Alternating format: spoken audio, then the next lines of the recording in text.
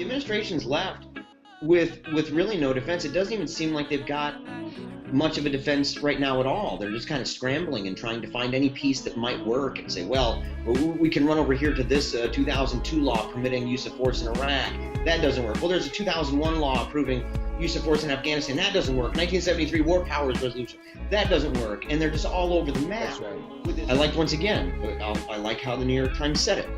Quote, "This isn't a full picture because Mr. Obama has not provided one of how this bombing campaign will degrade the extremist groups without unleashing consequences in a violent and volatile region."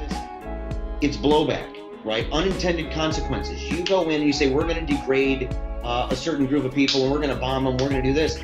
And it's saying, do we even have enough information about what this group is, what we plan to do, how we plan to react to reactions, etc., in order to understand whether or not it's a good idea?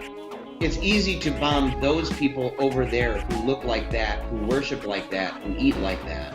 It's easy to justify ridiculous, belligerent policies based on that idea of otherness.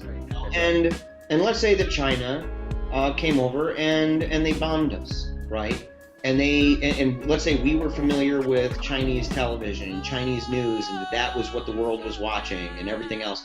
And we're watching this, and we're hearing China describe what they're doing to us in a way that doesn't seem very true to the facts on the ground, right? That we would be looking around and saying, well, they're saying, well, we got this terrorist. Well, you also got this wedding party, right? Yes. There was a wedding party over here, and you blew it up. You know, the kids were at Chuck E. Cheese, and Chuck E. Cheese got blown up. Yes. There is a reasonable response to that is one of rage and fury, one that says, you murdered my kid.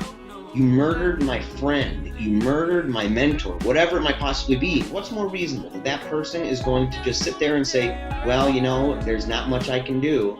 Or that they would sit there and say, you know what, I've heard of these people who call themselves freedom fighters that are mocked and everything by the power that did what hurt my family, and I may want to know more about them. Or I've got a friend who's involved with that.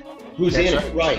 And especially in countries like Syria, right? Yeah. This is table talk for Syrians. This